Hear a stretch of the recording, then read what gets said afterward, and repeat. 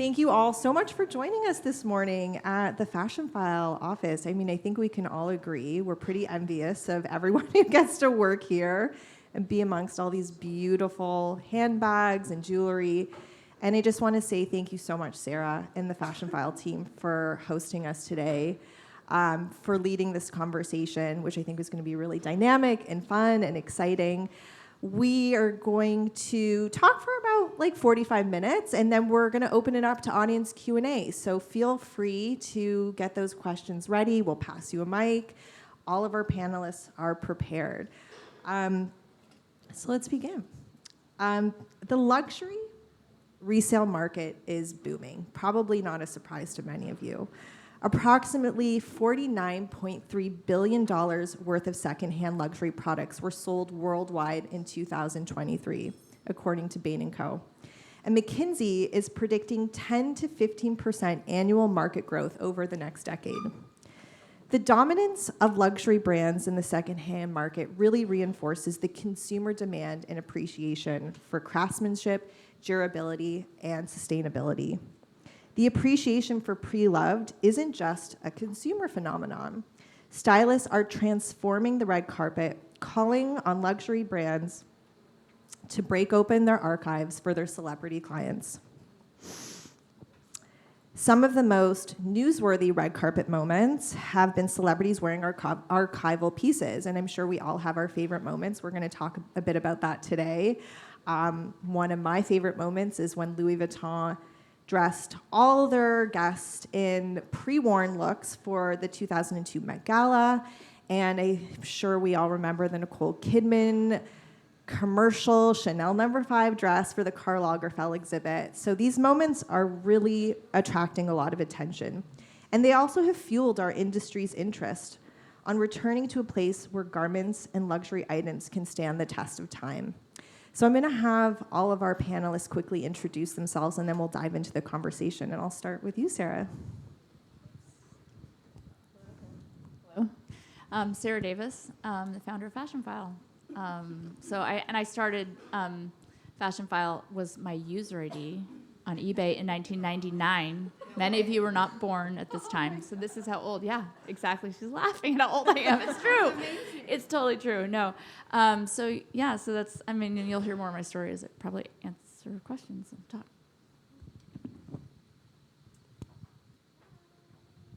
I think they're all on. You just have to start talking. Great. Okay, that's why we have a fancy team back there. Okay. Hi, everybody. I'm Cynthia Power. I have been in the fashion space for going on 17 years. I was at Eileen Fisher, like a very sustainable women's wear company, for about 14 years. And I ran their take back and resale program for many years. And then I worked on the tech side of resale, and now I work for myself, consulting with brands and those in the circular economy supply chain to really help move the fashion industry towards a circular economy. Hi, everybody. My name is Saad. Amer. I'm a climate activist and the founder of Justice Environment, which is a consultancy focusing on climate change, sustainability, and the just transition. I work with different governments, businesses, and nonprofits focusing on climate change and sustainability. I work as a consultant to the UN and have the privilege to work with many amazing climate and environmental organizations to push the world toward a more sustainable future. Hi, everyone. I'm Tiffany Briseno, a celebrity stylist focusing on menswear. I'm also a designer and the co-founder of my brand, Everyday Lords, which I'm wearing today. I started this brand back in 2020 with my husband, and it's basically focusing on fusing old world aesthetics with modern streetwear in what we like to call the vintage future. Very exciting. Thank you all for joining us today. Sarah, I'm going to start with you. Online resellers have made pre-loved designer goods very accessible to the masses. And as a result, the resale market has doubled in size over the past 4 years. Tell us how Fashionphile is approaching resale, and what are some trends you're predicting for next year? I think our approach is one where we are trying to serve a certain customer, the customer with more money than time. And you don't have to have a lot of money to have more money than time. Many of you might have very, very busy jobs, and so you just don't have a lot of time. You've got stuff sitting in your closet, and you want to sell it, and we can help you make that very, very easy for you.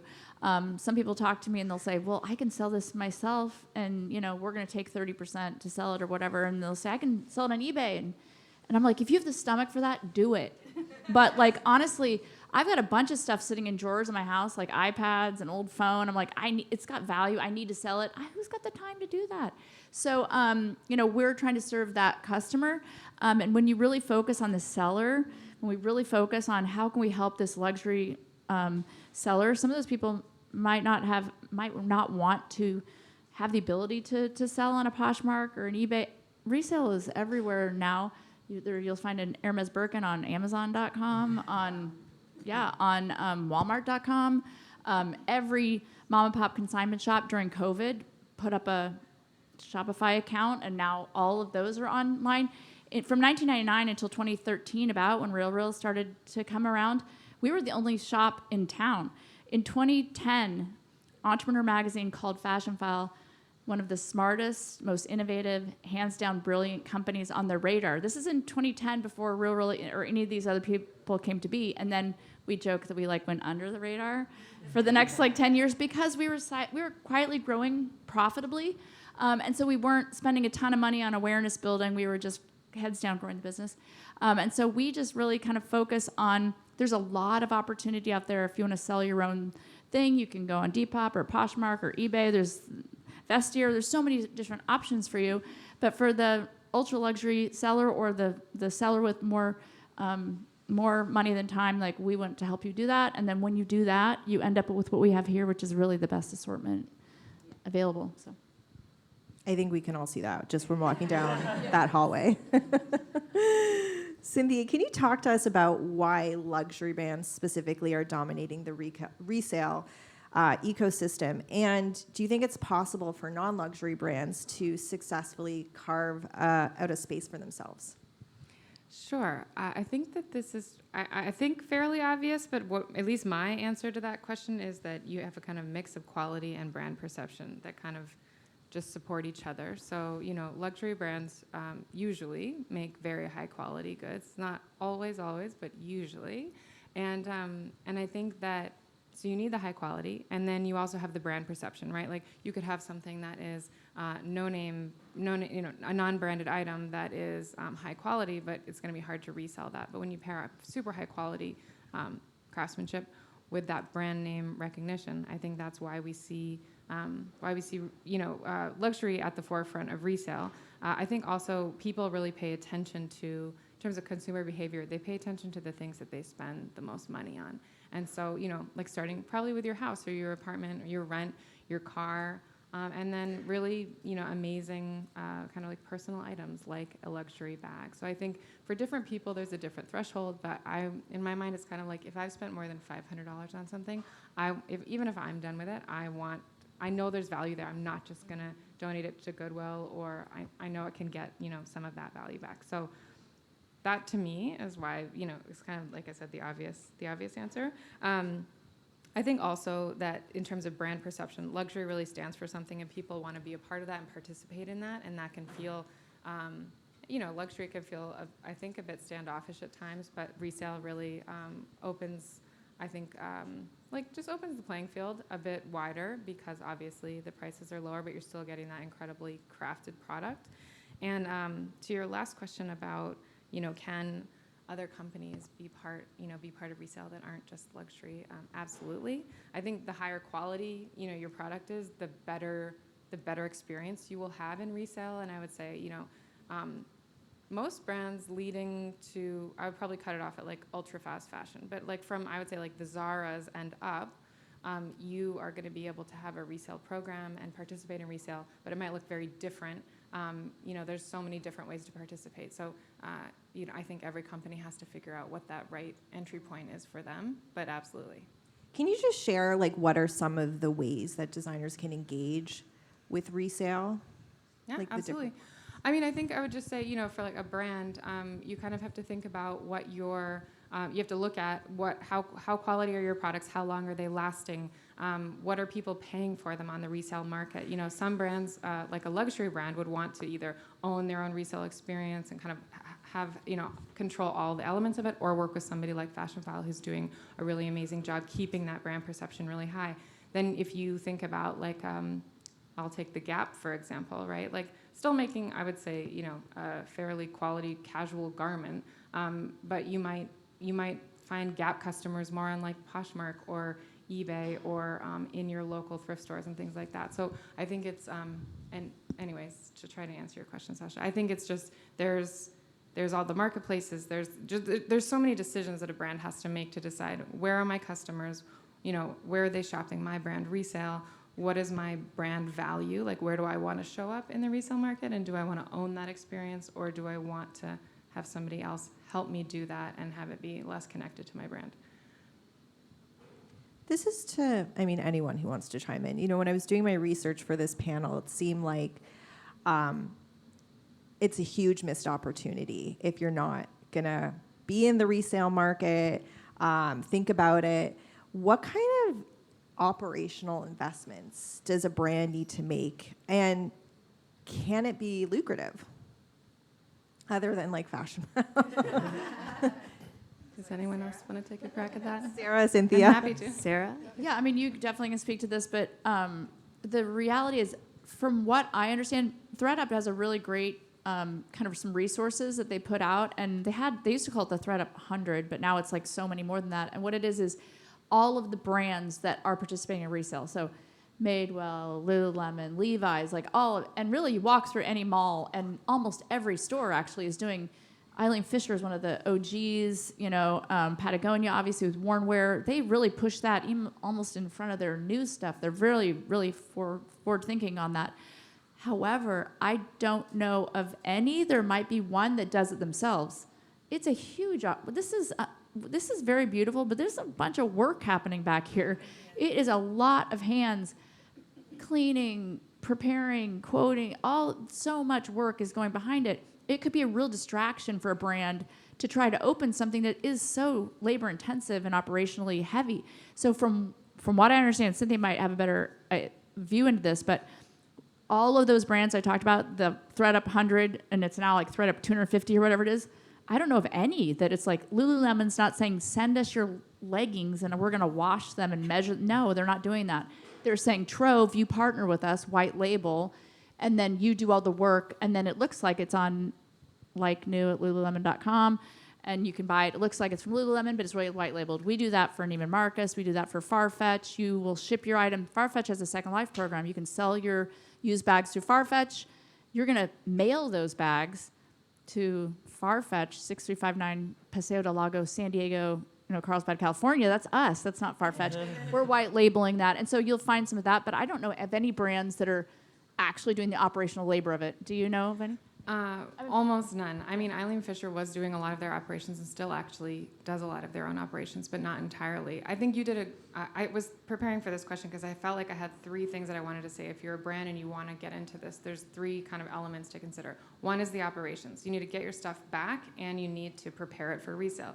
So most brands rely on a Fashionphile or, somebody else, partner with Trove or there's a whole list of vendors, but right, you either decide to do that yourself or you outsource it. Likely you outsource it. Then you need the software, right? How are you unless you're selling it in your stores exclusively, which you would still need some kind of tech backend. You probably have a website and you need to figure out how are you going to host that. And is it your own website? Is it on a marketplace, right? So you need the operations, the software. And then the third piece that just in terms of investment is you have to be willing to have a marketing strategy for that. You can't just put it up and expect it to do well. You have to decide how are you getting your customers to give their stuff back? How are you telling them to go buy your pre-loved items in a way that feels right for your brand? But if you don't market it, it will not thrive. Tiffany, can you talk to us a little bit about how the secondhand luxury market has influenced your work as a stylist? That's a good question. I love vintage. I love storytelling. I love history of costume, kind of a history nerd. So I think that vintage really has all of those elements. Not only does it bring this sort of uniqueness to your style, but it also brings a sense of humility, which I really love. I love mixing high and low items for my clients. I do that all the time. I've been using vintage since like the beginning of my career. So I have a very vast network of vintage suppliers, and I get like first dibs on those gems that I know my clients really appreciate. But recently, actually, well, not really recently, maybe like 2 years ago, I was working with my client, Shawn Mendes, on his world tour. No and big this deal. is, Shawn. I mean, no one ever got to see this work, but I'm going to share it right now as a story. We love vintage, both of us, and we wanted to only use vintage for the whole tour and only archive. So we wanted to pay tribute to rock stars like Freddie Mercury and Elvis, and we actually gained access to their archives, which was insane. The tour got canceled, so nobody saw this. Very sad about that. But that experience was incredible. Like, I remember jumping on a Zoom call with Xandra Rhodes, and she did all of Freddie Mercury's stage clothes. And I don't really get like celebrity struck or starstruck, but that woman could have told me anything, and I would have just been like a pool of butter because I was just like in awe of her. So I'm gonna take that experience and just like put it right here and share it with you guys for the first time. But that's how much I love vintage and archives. I think it definitely defines me for sure. I mean, if you still have those clothes, I'm just saying. I had to give them back. I do have pictures though, and maybe one day I will share these pictures. You know that amazing look that Freddie Mercury wore, and it's like this white kind of cape, and it's pleated? I actually held that in my hand. I didn't even want to breathe. Like, I didn't take it out of the plastic. I was like, I don't know what to do with this. This is insane. Can you talk more about this experience? Yeah. Like, not just with Shawn, but Sure. also, I mean, feel free to name drop some more clients and like how you're dressing them. This is super interesting. But like, how are you sourcing these pieces? How are you getting to these archival pieces? And what is it like working with these luxury brands? Like, do you go to them? Do they come to you? What's it like? I mostly go to them.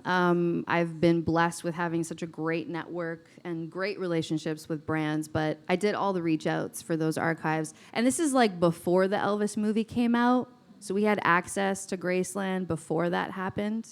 Just saying. I recognize all of those pieces in the movie. But it's been a great experience. I work with Dolce a lot on their archives. And it's really just like me dropping that into the email and saying, hey, can we not do custom this time? Can we maybe look at some archival looks? And they're like, yeah, sure. So it's really just me kind of like pushing that MO. So the brands are very receptive Very to like receptive. wanting to dig Yeah. through their archives. Yeah. That's really great. But like any brand, they want to push the new collection, obviously. So as long as the piece that we're using that's archival relates to the new collection and no one gets offended, then we're good. Saad, I want to start with you. I mentioned a bit in my intro a few of my favorite archival moments on the red carpet.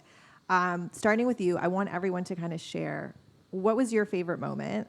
Doesn't need to be on red carpet. It could be anywhere. Could be the green carpet. And what made that stand out to you?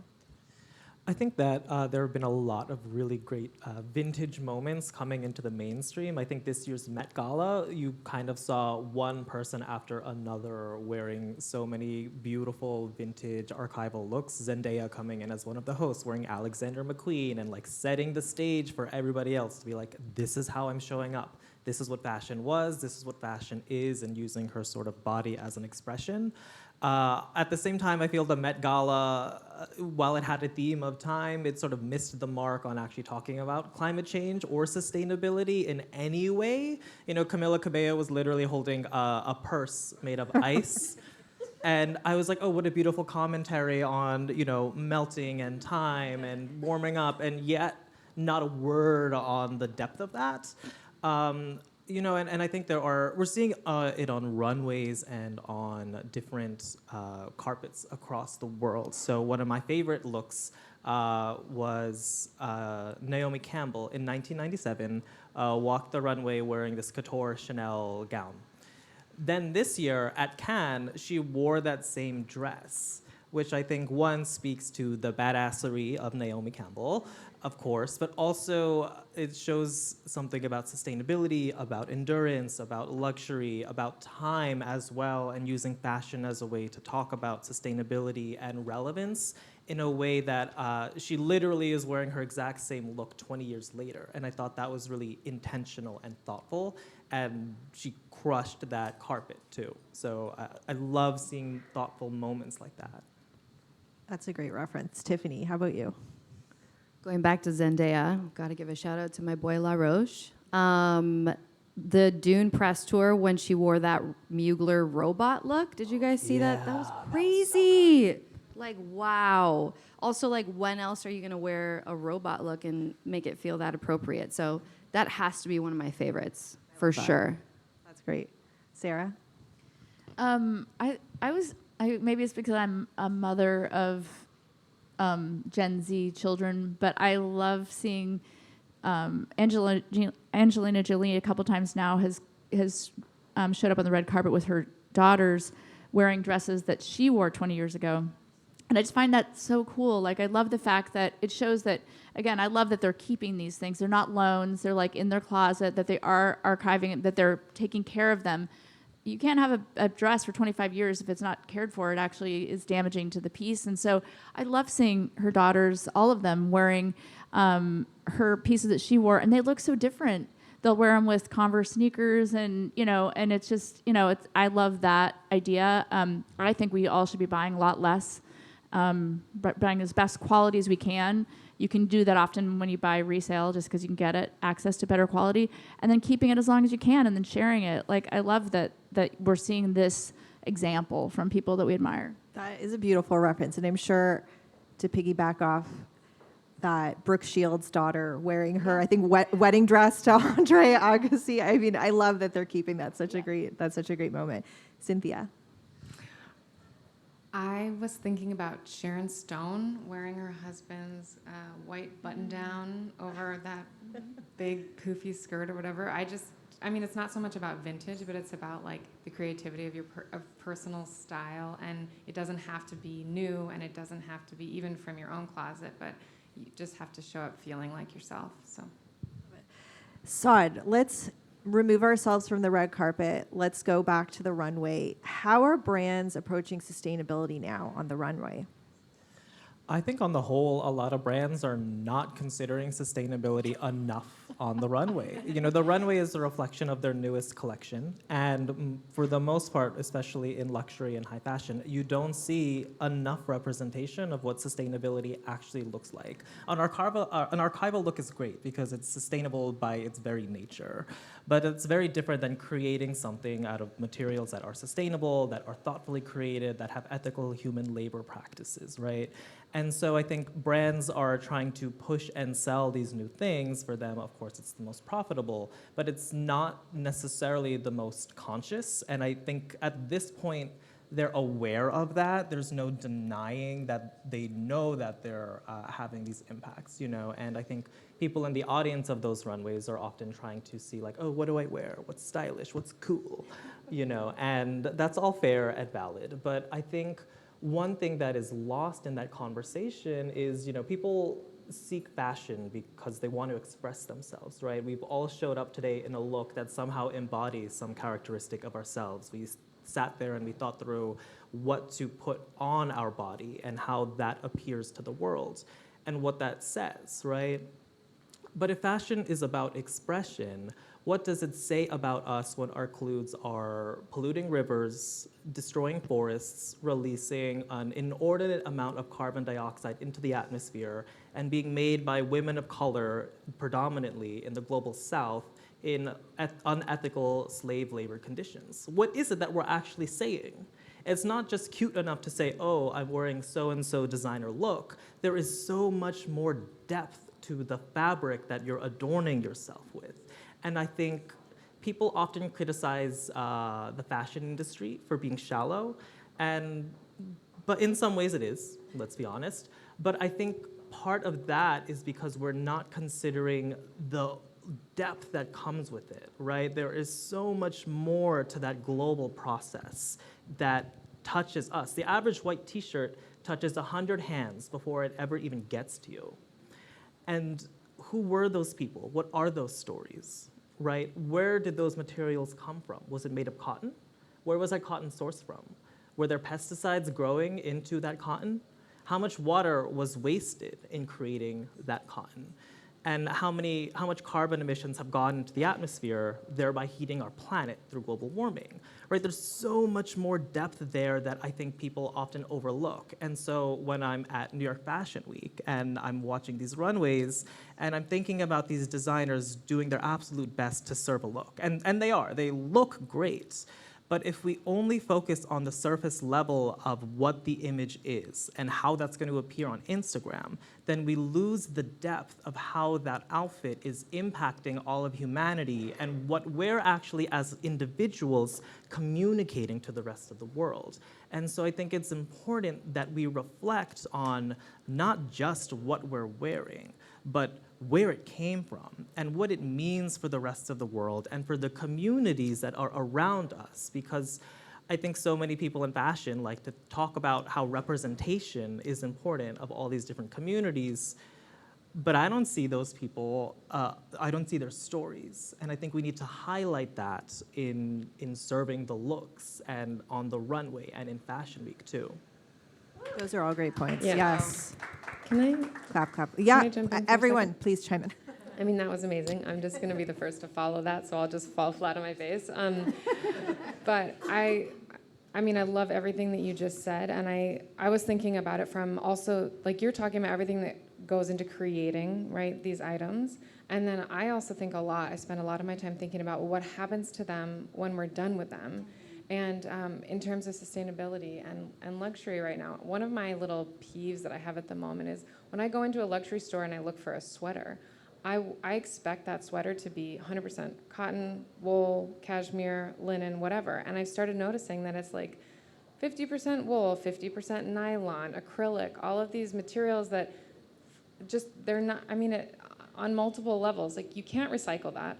You know, at the end of its life, that blend is not recyclable. So whereas you can recycle cotton, you can recycle wool, you can recycle cashmere, you can recycle linen, but also just that like integrity of a natural fiber, and that's why you pay $300 for a sweater or more, I'm sure, because it is wool. And I think I've been very disappointed lately to go into these very expensive stores and see these like super plastic blends, and where I would expect to see like Shetland wool and 100% merino wool and things like that. So just also thinking about like what's going to happen to that at the end of its life, and that is one of the I know we'll talk about this later, but the opportunities I feel like designers should be and brands should be keeping in mind as they make new things.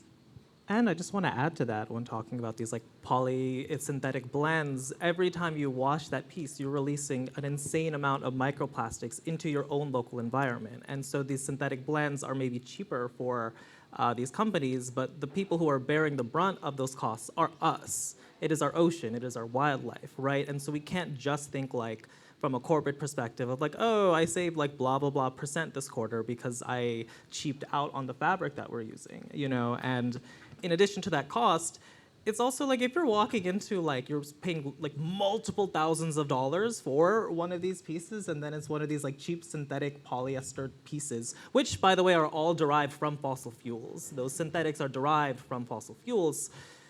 Then what are we even doing? Like what is luxury? Is it just a brand name that we're buying, or is it actual quality and durability and sustainability? It's something we have to keep asking. Just adding to that, Saad, I actually recently learned that the polyester that we use goes into the water, as you said. So essentially, the water is then being used for our crops, and then we're eating those crops. And like, do people know that when you're buying this polyester sweater that you're just going to end up putting it inside your body, not just on top of your body? Like, they don't know that. And like half these manufacturers, like Dior and whatever, they're using the same factories as Zara and Chanel. Actually, we don't say Zara here because that's like a bad word. But it's the same thing. I don't know. It's like the whole system needs to be rebunked and readdressed for sure. And I think that this is how it starts, with a conversation. And those microplastics, by the way. I'm like so anti-microplastics. Same. And also cheap materials. But those microplastics, they've been found all over the human body. They've been found in our brains. They've been found in embryos. They've been found in sperm, right? So it's everywhere at this point. And it is really important that we think about what those long-term health consequences are to everybody because we all share the same water. Maybe we're all going to the stores to buy different things and we all have different price points we can afford, but we all share the same water. And if we're not thinking about what that is going to do to us for all of time, we have no system of filtering that stuff out. These microplastics, they're micro. They're like so tiny and visible to the naked eye. You can't see it, you can't taste it, but it's in your body. It is disrupting your endocrine system and having so many health impacts that we've barely even begun to study. And I think in 20, 30, 50 years, we're gonna look back at this plastic crisis the same way we look right now back at lead and think about how lead was literally in the paint going everywhere and it was all in our systems and ruining kids' brain development and having other health impacts. Plastics are gonna end up being the same thing, and those studies are starting to come out now. And so I encourage you all to be vigilant about how those things are impacting your own health. I think this is a good segue to the next question, and Saad, I'll have you kick it off. What are your thoughts on our industry's focus on trends, and how can we shift away from this approach to fashion? When it comes to fashion, if you're chasing a trend, you will never arrive at it. Right, the trend is always just a little bit beyond you, and you can like be at the runway, pull the look off the girl, and you're already behind, right? Like it's always that way, and trends are always going to move faster than the rate at which anyone can reasonably purchase them. So I think rather than focusing on fashion, it's important to think about style. What is your style? Style is something that is much more personal and that can endure with you and yourself and your own identity over time. And I think it's actually much more interesting than just this vague idea of trends, because trends, you don't control them. They're not about you. They never were and they never will be. But with your personal style, well, that's you. And that's something you can have your whole life, right? Like, I'm so conscious about each individual piece that I bring into my closet because I'm thinking, you know, I buy so many vintage pieces. I'm like, oh, if this coat is from 30, 40 years ago and it lasted that long, probably will last that much longer too.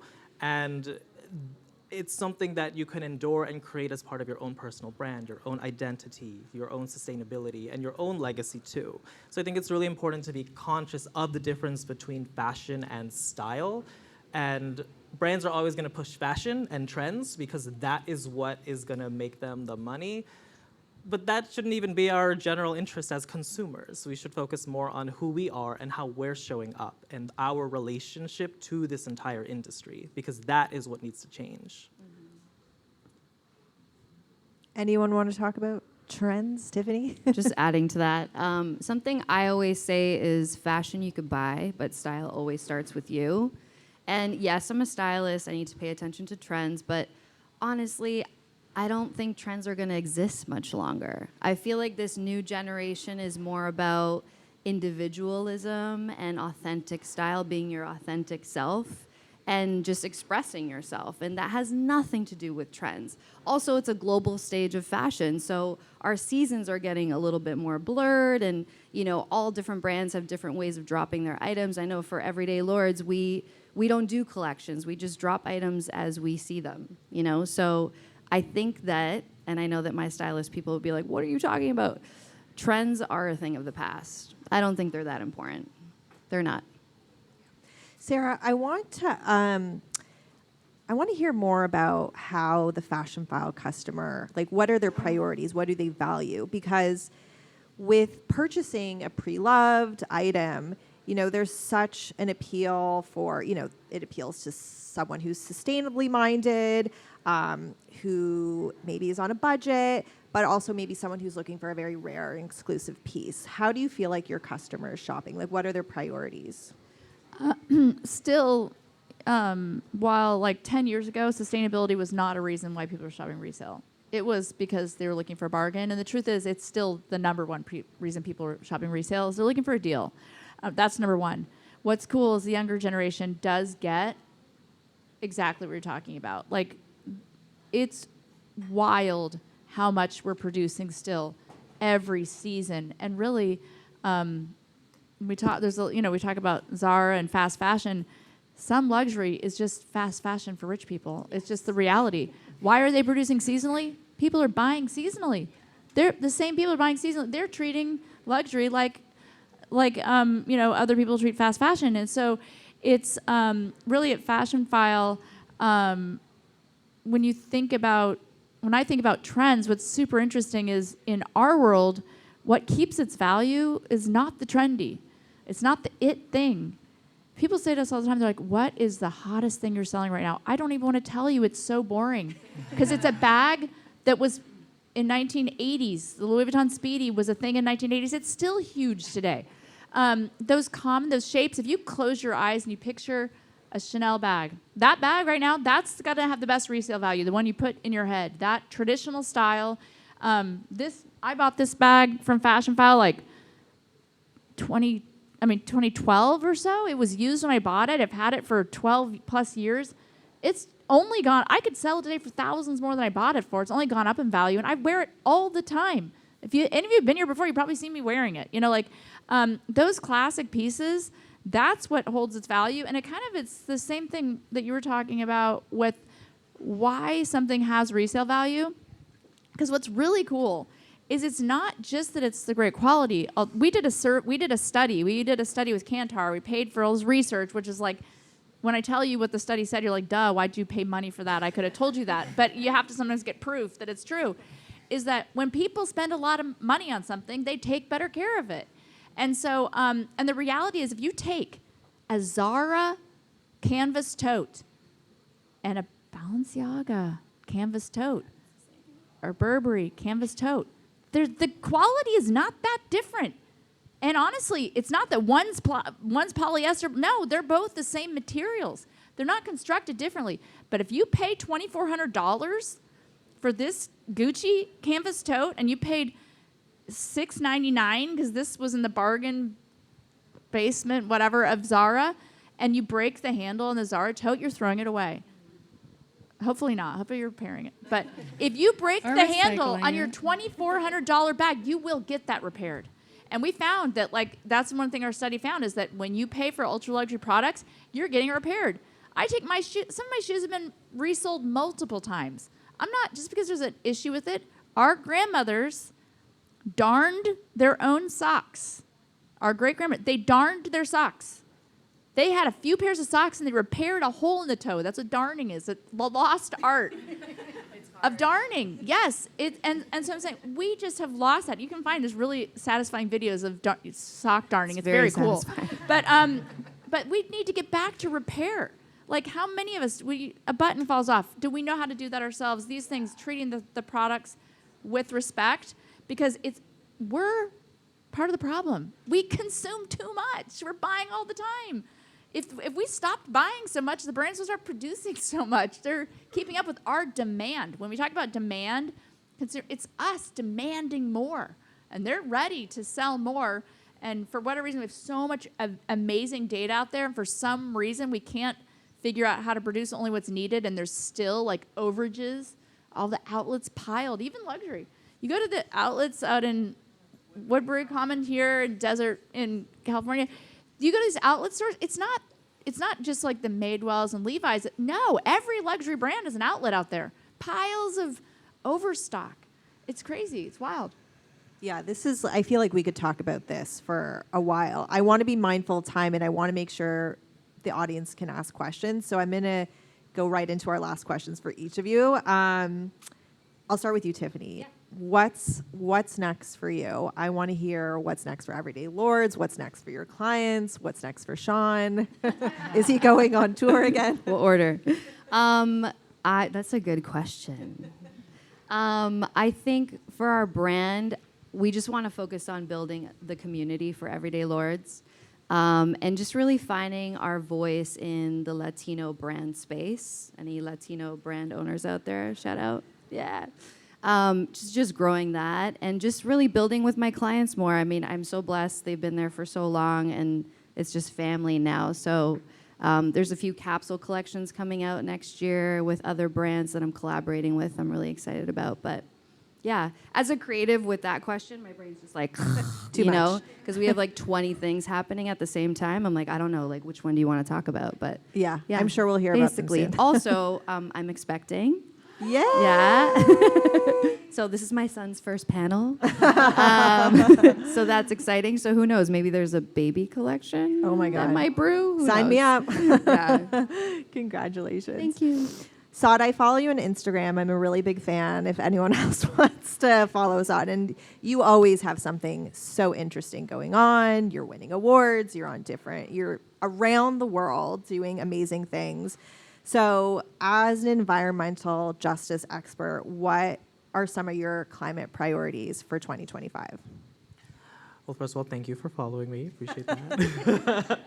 I think when I think about climate justice in the year 2025, first we need to acknowledge the reality of the shift in our election. There are going to be major legislative barriers and obstacles on a federal level in the United States to accomplishing really anything productive on climate. And in fact, we can be more than sure that there will be many rollbacks on really fundamental environmental policies for clean air, clean water, methane regulations, and supply production as well. We're going to see more monopolization as there are more mergers across the fashion industry as well, ultimately presenting challenges to consumers. Who knows what's going to go on with those tariffs? Nobody really knows quite yet.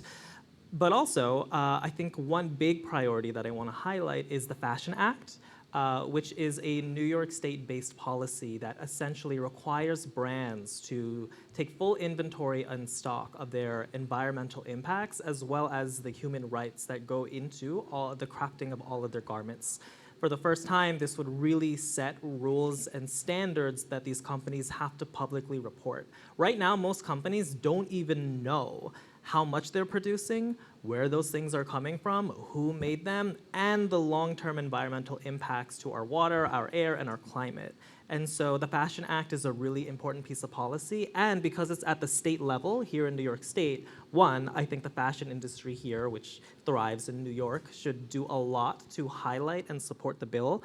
And two, because it is here at the state level, whatever's happening federally doesn't necessarily matter. We still have the ability to pass this on a state level, and I think state-based policies and local action are going to be so important in the coming year. So you can find out more ways to support that with the Fashion Act, and I'm constantly talking about that in other bills. So take action, y'all. Watching you. Can I just add one other state Please. bill that passed, right? California SB 707 is an EPR bill for textiles that Can you tell them what EPR means? Extended Producer Responsibility. And so it means in California, it doesn't start until 2027 or 2028, but every brand that sell whatever, there's certain thresholds. But basically, if you sell clothes in California, you're going to have to pay a small fee on every piece of clothing that you sell, like 10 cents. But that fee, you know, think about how big California is as an economy. I think it's like the 5th or 6th biggest economy in the world. So all of the textiles and clothing being sold in California will have these little fees that the brands will have to pay, which is good because brands should be responsible for the stuff that they make. And then all of that money goes to fund basically infrastructure to collect textiles. So the idea is to keep textiles out of landfill. Instead, they should be collected, sorted, resold, reused, you know, but recycled. They shouldn't end up in landfill. And so I think that's going to be hugely exciting because California is such a monumental, like it's just a huge economy. It's going to be a huge deal for the entire United States. I love that you both brought this up. Sarah Kozlowski, who's in the audience, she's in the back, our VP of Sustainability and Program Strategies. She is tirelessly working away with partners on this exact topic. So we hope to bring you some more conversations around this in the new year. Cynthia, and I mean, you've already shared that you work with a lot of brands, you consult them on their circularity journeys. What are some like easy opportunities that brands, designers can take advantage of now? Hello? Oh, yeah, okay. So first I would say I really tell everybody, this doesn't apply to luxury, but like look in your junkyard. Just this idea of get your stuff back, look at all the stuff that people don't, get your product back, the stuff that people aren't using, the stuff that's broken, stuff that, like, just look at it, understand, you know, how did it wear? Did it break in the same place? Can you make a better product? Like just by looking at the stuff that you have made over the entire lifespan of your company, this is what we did at Eileen Fisher. We would take back anything that had ever been made by Eileen Fisher, and you look at it and you realize, like, wow, making things out of 100% natural fibers actually last decades, and they still look fantastic. Or, you know, this shirt, this fabric is always pilling in this place. Like, you can make better product just from looking at the product that you get back. So I think that's an easy one to do, and it will just help improve the quality of your product, if nothing else. Your designers, your production team will be really interested in that. Then I would say look at your materials and try to start thinking about and doing some research. Like, can you swap? Can you incorporate some recycled materials? Can you incorporate some regenerative materials that are actually making the soil better than it was, you know, before it grew that cotton or the sheep, you know, grew that wool or whatever? Just start looking at swapping out some materials if you can, and create a repair offering for your customer. A lot of luxury brands already do that, but you know, you can do that again going to operations. You can do that in-house, or you can ask somebody else to help you with that. But like building that loyalty with your customer and really standing behind your product, I think is just, there's so many ways to do that. And I believe those will be the brands of the future that we will all, you know, respect and like continue to want to spend our money on. Great points. And I'd love to end with Sarah. We're excited to hear what's next for Fashionphile, especially as the resale market is just continuing to grow. How are you going to evolve over the next 5 to 10 years? Yeah, I think just kind of following along with what Cynthia was saying, you'd be surprised about the luxury junkyard, because we know, because we receive so many, used products. We have a restoration department, and we know these certain styles, the corners were this way, this issue with the handle has this particular issue that we see over and over again. Our team could tell you right now what those pain points are. And so I love that idea of a brand really taking a look at those products, because they're getting those things back too and learning and making adjustments over time to make improvements on that, which kind of leans into that question. Because for Fashionphile, our goal, our vision for Fashionphile is not to be the best company doing what we're doing, it's to be the best brand doing what we're doing. And we look at it that way because people who buy and sell what we sell and buy, they love brands. They're obsessed with brands. So we try to build a brand that they can also become obsessed with for the right reasons. We're a B Corp. And we supported the Fashion Act. We're part of the American Circular Textiles Group with a bunch of other resellers. We're trying to to play a part in those things as well. But we really try to, again, not be the best reseller doing what we're doing, but the best brand, which means the luxury brands are doing something right. Louis Vuitton has been around since the 1800s. The monogram was invented in 1894-6, in the 1800s. So people say, it's overplayed. Yeah, it's been around for hundreds of years. So relax, It's still cool. It's still, and so we say, what is that playbook? What is the luxury playbook? Because there's a lot of waste in the world, and we were talking about this earlier, of digital sales, where if you just don't run those marketing ads, if you don't run those Google ads or Facebook ads, is anybody going to buy from you again? If you're just buying every sale, you don't have a brand. The CEO of Restoration Hardware said, real brands don't chase customers, the customer chases the brand. And so we're trying to, really say, what fundamentally can we do at Fashionphile where we're building such a thing here where people rely on us, we're making good decisions, that we're owning our own restoration and repairs, that we're kind of adding to that. Hopefully we can offer services. People don't know what to do. You break you have issues with the glazing on your Louis Vuitton bag, and Louis Vuitton won't take it back. But if you take it to another repair shop, they won't treat it as authentic. You're stuck. You can't even repair it. And people come to us, where do I go? Because I don't want to go to my local repair shop. I don't know what they're going to do. We should be involved with that. We know what to do. So I think there's a lot. If you say, what does a luxury brand do and how are they growing? We're trying to use that playbook. A lot of relationships, a lot of, again, that kind of interpersonal relationship building. That's kind of a real part of our growth in the last few years, and you'll see more of that. That's fantastic. Well, we had a lot of other questions prepared, but we're here for you. So I'd love to open it up to the audience. If you have a question, Ruthie, yes. One thing I love everything everybody said. It's great. Thank you. My question would be independent, smaller brands in the luxury space and what the industry is doing to accommodate them. I run a smaller brand, and just just by the very nature of being smaller, it's less of an impact on the environment. We have to be very curated. We have to be very tight with our inventory. There is no waste. You know, we're not jetting around and sending people to fashion weeks and doing, you know, events that really nobody needed to go to because we don't have that budget. And so by that very nature, we're being really environmentally sound and sustainable. And so I'm just curious because, like, how do we change the perception of these luxury brands as always being these huge fashion houses, which let's be honest, behind the curtain, they are not sustainable. I mean, the waste, like you said, at those outlets, I mean, they're, you know, because they don't want to put stuff on sale because it devalues the brand. So how do we support the smaller brands and not just build up Dior, but, you know, the Ruthie Davises of the world? You know, how do we get behind that and change consumer perception to see the value of the smaller footprint brands? Question to anybody. First of all, you look really fucking cool. So, That jumpsuit. so whatever you're selling, everyone, check it out.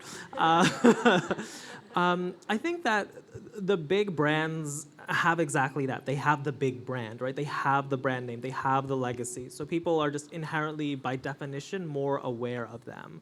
I think one perception shift that I really appreciated during the pandemic actually was the shift towards local businesses, right? Was people really thinking about how this global economy, if everything is suddenly shut down, what happens to the shoe repair guy down the street? And, you know, what happens to the local grocer? Is everything just going to be bought out by a mega corporation? You know, and so I think when thinking about smaller designers, I think it's important that the fashion industry uplifts their work. And as like consumers, we have to be more open-minded. I think fashion people have a sort of stereotype of being a little bit snooty, of like, oh, I don't know what that is. It must be lame, you know, and I think we should challenge that notion and instead focus on more like, oh, actually, I don't know about that. Can you tell me about that? You know, and for me in particular, being South Asian, I wear a lot of South Asian designers. And even if they're the biggest designer over there or just some local artisan, people who here in America are not going to know about that brand. And so when people are like, oh, I don't know what that is. What is this pattern? I don't understand. Like, what is the connotation here? It then gives me the opportunity to share about my own culture and share about my own stories and then share about these communities that are part of this global fashion system as well. And so I think there needs to be an emphasis on storytelling, and I think that actually makes the clothes more interesting. It's easy to just be hooked onto a big luxury brand and being like, oh, wow, you must be really cool. You got the whatever piece from whatever big company. But I think that's easy, right? Like, it's so much more interesting to think about the local designers and the small batch designers who are more conscious, and oftentimes like the small designers that are making it themselves. Like, it's not just a big mega assembly line somewhere else in the world that they don't know where it is, who it is, what it looks like. It's like, oh no, I personally sewed that stitch there, and I can tell you where I got that fabric. I went down to the fashion district, you know, or I met this one brand. They were like, they could tell me. They were based in Peru. They could tell me the like individual alpaca that the wool in their sweaters came from. And I was like, I want to meet this alpaca. You know, like it's just so much more interesting than like, oh, I got this from Balenciaga. Like, okay, cool, but tell me literally anything else about it. Does the story stop there? And so, yeah, I think small designers are so important. And I wish there were better ways for people to find them, because I think obviously the big brands have the marketing budgets and the spend, so they can constantly get in front of you or put out the ads and everything. But especially for people who love fashion, do the work, do the research, find the gram, follow the account, share their work, wear the stuff, and promote them. Well, thing here. What you said earlier about the administration, coming administration, yes, doom and gloom, at least from here. But one thing that I am excited about is domestic manufacturing.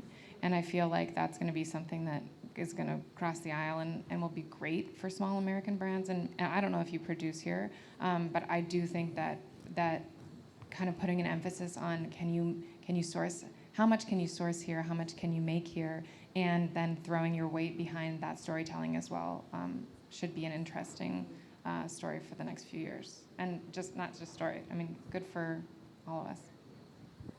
I just want to add to that, as a small business owner myself, I struggle with the same thing. So I hear you, I see you. But going on what these guys said, storytelling is why people buy clothes. You know, like as a stylist, I know this because I'm more part psychologist than stylist, really. So you need to come in and really tell your story. And I think that if you stick to that, people will listen eventually, and just be authentic. You know, be authentic in that story, and find your community. I mean, how did Balenciaga grow? How did Louis Vuitton grow? It started as something that was, you know, a story, and you were attached to that story, and then it became a big brand, but it takes time.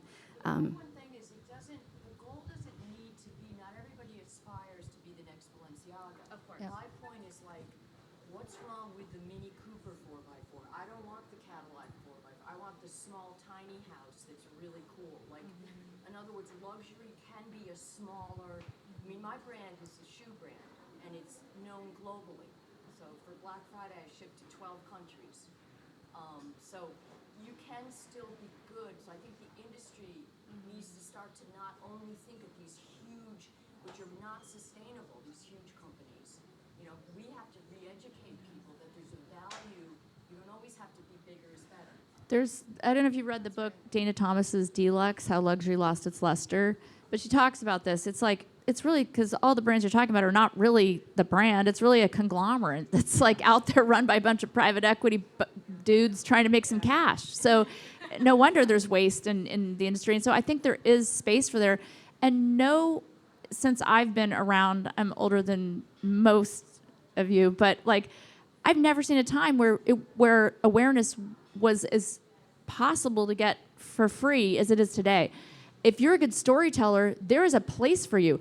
My kids are buying brands I've never heard of. Why? Because somebody somewhere is telling their story, and it's usually somebody's producing things here and packing it up and posting on TikTok from their kitchen, the packaging. It's crazy and small and amazing. And when 10, 15 years ago, that wasn't a thing. All marketing and all, it was very pay to play, very expensive, and now you have real opportunity to tell your story and to get out there, your unique, what's differentiating. And young people listen. They're looking at that. They're looking for different stuff. My kids don't want anything we have, except my son. He does. But my daughters don't want anything we have. They're really interested in this. They want to know the stories. They want to they want to have something different than their friends. And I think today it's very exciting because young people get the sustainability piece. They are making decisions based on that. They want to buy something not everybody is buying. They're bragging right that there's a small group. They're not looking at it. To them, it's embarrassing when it's a big corporation brand if it's not used or, you know. So I think that we'll see changes in that way.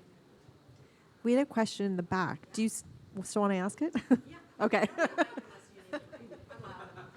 I didn't know if we had already answered it, but. Hi, everyone. Thank you. My name is Jewel. Hi, good to see you again, Sarah. I'm a reporter on sustainable and secondhand luxury fashion. And I love that you brought up the things that might change with the EPA, but I'm also wondering if we anticipate an uptick in secondhand if these tariffs go into play with imported luxury goods. So I think the tariffs are interesting. I think when it comes to business, I think rather than pay to play, I think there's a lot of favoritism and selectionism that we're gonna see of like, oh, those are my friends and I will help uplift them in the coming era. But I do think that we're going to see more investment in luxury resale and in resale in general. I think that trend I think it's gone out of the trendosphere and is now fully within the mainstream. And I even remember recently I was speaking at an elementary school and I was wearing just a bunch of random fun vintagey pieces that I picked up at a thrift store. And one of the second graders in the audience was like, I like your outfit. Where did you get your clothes? And I was like, oh, it's actually all secondhand. I got it all from a thrift store. And this audience of elementary school kids were all applauding. They were very excited about that. And I didn't even know what a thrift store was when I was that age, you know? And so I think that is fully that moment has fully arrived, and I think there are so many businesses that are thriving based entirely on that idea. So, and they're growing, right? They're successful. They've shown that they can continue to grow in a way, and people are interested in investing in pieces more and more. And I think the tariffs might make some international pieces more expensive. At the same time, I think it's going to draw people to care more about sustainability and more about their own purchasing decisions. And for that reason, I think that we can expect to see the resale market grow and the particular emphasis on sustainability becoming more and more important as we see it's become deprioritized in policy. I think the onus is going to fall on us as consumers and citizens, and we will take up the reins to ensure that it's something that people care about. Just want to quickly add to that. I was in Paris earlier this year, and I went to Galeries Lafayette. It's like a huge department store. And their whole half of the third floor was all vintage. And I'm like, what? In a department store? I'm like, wow, like we're really making strides here. So I see a really positive change towards that for sure. Very cool. Yeah. There's a question right here.